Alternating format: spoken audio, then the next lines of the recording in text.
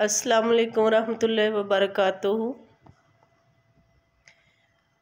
आजकल practical duties perform करते हुए जो स्टूडेंट्स के मसाइल हैं,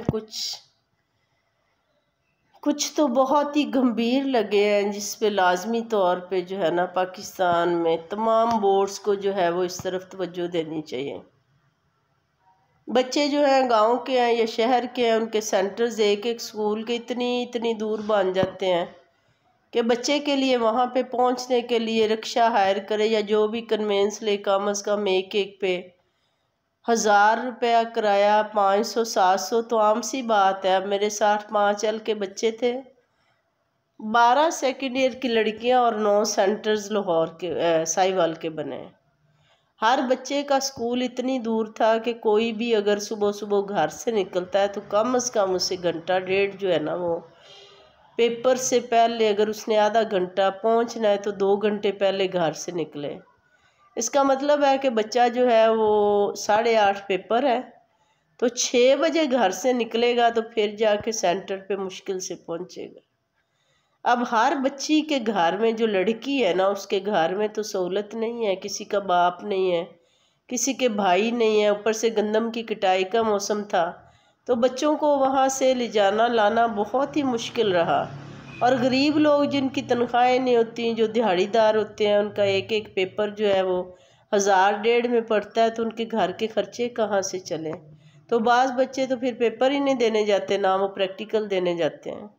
और अगर शहरों में भी देखें तो एक से दूसरे सेंटर तक हर स्कूल में अगर एक एक बच्चा एक एक सेंटर पे बखेर दिया जाता है तो इससे कौन सी वो चीटिंग या बाकी मामलात रुक जाते हैं।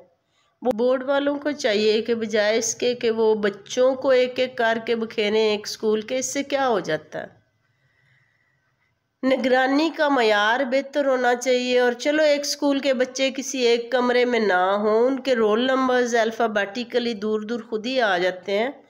अगर किसी एक मोहल्ले के, एक गांव के बच्चे किसी एक स्कूल में ही जाके पेपर देने जाते हैं तो चलो कोई कैरी डिब्बा या रिक्शा करवा लेते हैं, जिसमें फिर भी उन्हें कंपैरेटिवली कम किराया देना पड़ता है, या साथ में उनके घर वाले जो हैं उन्हें मतलब नहीं जाना। अब बच्चियां हैं, उन्हें अकेला नहीं भेजा जा सकता।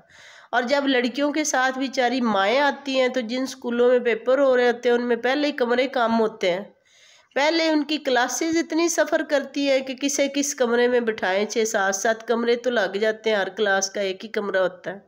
तो बच्चे जो हैं वो इतनी गर्मी में क्लासों में बरामदों में पंखे चला के बैठे होते हैं। और फिर जो लड़कियों के साथ माएँ आती हैं वो इतनी शदीद गर्मी में ना तो कोई बरामदों में जगह होती है, ना उनके लिए मुनासिब विजिटिंग प्लेस होती है। पानी पिलाने का भी हर स्कूल की अब NSB FTF बाकी मामला जो हैं वो लमसम है, सारों को पता है। तो इतनी शदीद गर्मी में ये जो माएँ हैं और बच्चियां हैं ये जितना सफ़र करती हैं इसका शायद अंदाज़ा किसी को भी नहीं। अहबाब इख्तियार को इस तरफ लाजमी तवज्जो देनी चाहिए। बच्चे सख्त मुश्किलात में हैं। प्रैक्टिकल्स में भी जो बच्चे आते हैं एक ही शहर से आते हैं, एक तरफ से रिक्शे वाले जो हैं वो कम से कम 3 3 4 400 मांग रहे होते हैं अगर थोड़ा डिस्टेंस होता है तो। ऊपर से जब उन्हें पता है कि आजकल एग्ज़ाम हो रहे हैं और प्रैक्टिकल हो रहे हैं तो फ़ीमेल्स के साथ बिठाते हुए कह देंगे जो जायज़ मुनासिब है वो दे दें। जब रास्ता देखते हैं तो दरमियान में बोलना शुरू कर देते, जब वो उतरने लगती है तो बदतमीज़ी करनी शुरू कर देते। फिर सिर्फ फाइनेंशियल ही नहीं, इतने सख्त मौसम में माँ है, बच्ची है, इतनी गर्मी में रिक्शे पे जाएगी या कैरी डिब्बे पे लंबा सफ़र करेंगे। जो गांव के बच्चे हैं वो कोई पायलट में है, कोई जहाज़ ग्राउंड में, कोई 99 6 में, कोई कोर्ट में। उन्होंने पहले वो स्कूल ही नहीं देखे होते, वो रास्ते नहीं देखे होते, वो औरतें बेचारी डरती डरती पहुंच जाती हैं।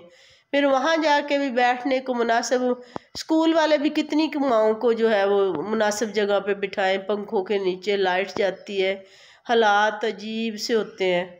तो फिर ये कि बच्चा वहाँ से खप थक के जब दोबारा जाएगा गांव में, उसका सफ़र में घंटा डेढ़ लगे और सुबह दोबारा फिर पेपर हो, तो आप सोचें कि उससे बच्चे पे कितना मतलब बैड इफ़ेक्ट हो रहा है।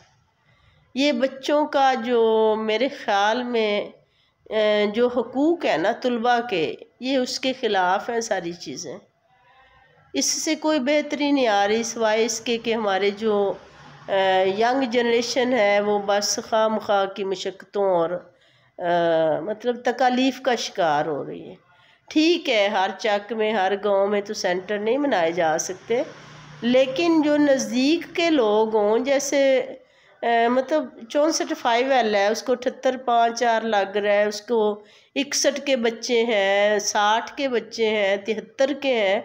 कम से कम सराउंडिंग एरियाज़ को इकट्ठा किसी एक जगह पे कर देना चाहिए, या शफल कर दे, 1 2 स्कूलों के बच्चे उधर, उधर के बच्चे उधर।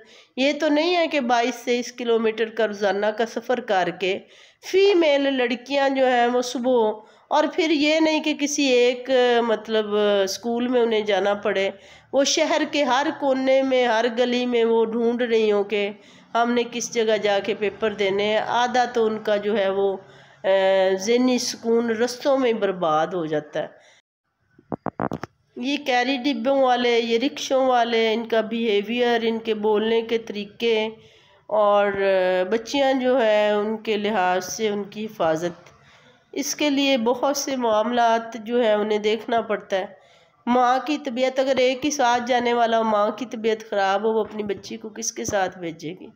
अगर कोई 5 7 बच्चों का इकट्ठा सेंटर, चलो वो 5 7 जो है वो एक दूसरे के साथी होंगे, 5 7 घरों की डबल सवारी नहीं जाएगी, पेट्रोल बचेगा, लोगों को कुछ ना कुछ रिलीफ मिलेगा। ये तो बिल्कुल जो है वो बिजली के बिलों से भी ऊपर वाली बात हो रही है, जो इस तरह से बच्चों बेचारों को पेपर देने पड़ रहे हैं। मुझे उम्मीद है, मैंने रिक्वेस्ट की है कंट्रोलर साहब से, और उम्मीद है कि अगले पेपर्स जो होंगे ना उसमें ऐसा नहीं होगा। इस दफ़ा बहुत सी बेहतरी आई है, ख़ास तौर पर ये जो रोल नंबर स्लिप्स पे बच्चों के साइंस के मार्क्स लग के आ गए, उससे ये है कि जिस बच्चे की नहीं भी सिफारिश है ना, और उसके मार्क्स मतलब 50+ हैं, तो हर एग्ज़ामिनर को चाहिए कि उस बच्चे के साथ ज़्यादती ना उसको कंसिडर करें। मैंने भी ख्याल रखा, इंशाल्लाह ताला कोई भी जो बच्चा हकदार है वो पीछे नहीं रहेगा, जो अच्छा परफॉर्म करेगा उसे इंशाल्लाह ताला उसके रिज़ल्ट कार्ड पे बेहतरीन मार्क्स मिलेंगे। इसके लिए मैं तहे दिल से शुक्रगुजार हूँ बोर्ड वालों की, जिसने भी ये किया उसने बहुत ही ऐसा इक़दाम किया। अल्लाह ताला उसकी नस्लों के लिए आसानियाँ पैदा फरमाए। और इसके लिए भी मैं रिक्वेस्ट कर रही हूँ कि जो भी इस मामले में कोई भी इख्तियार रखता है वो इसके बारे में मेहरबानी करे, ज़रूर सोचे, इम्प्लीमेंटेशन करवाए। ख़ासकर अगर हो सके तो सेकेंड ईयर के प्रैक्टिकल्स में भी ये देख लें कि ऐसा ना हो कि मुख्तलिफ़ चक्कों के बच्चे मुख्तलिफ़ जगहों पे जाएं। बहुत ज़्यादा किराए लगते हैं, उधर से बस पे भी आ जाएं तो आगे से 300 एक तरफ का किराया, रिक्शे का एक साइड का किराया 300 का स्कूल पहुंचने तक, और 300 का वापस अड्डे तक पहुंचने तक, फिर बस का किराया। गरीब कसम से पिस रहा है। अगर हो सके ना तो गरीबों की कोई मरहम या दुआ बने, उन्हें बचा लें ऐसे कवानीन से जिससे कोई भी बेहतरी नहीं आ रही। ऐसे क्या हो जाएगा जो एक एक बच्चा मुख्तलिफ स्कूलों में बिखर जाएगा। हर एक बेटी के साथ तो उसकी माँ या मुहाफ़िज़ नहीं है, कई बेआसरा भी होते हैं, उनके लिए तो पेपर देना ही मुश्किल हो जाता है। अगर मेरी कोई बात मेरे किसी भी बहन भाई को नागवार गुजरी हो तो मैं उसके लिए माजरत खा हूँ, लेकिन अगर ये सारी बातें ठीक हैं तो जिसके भी बस में जो भी है ना उसे चाहिए कि इसे शेयर भी करे और इस पर इम्प्लीमेंटेशन करवाने में अपना हिस्सा भी डाले।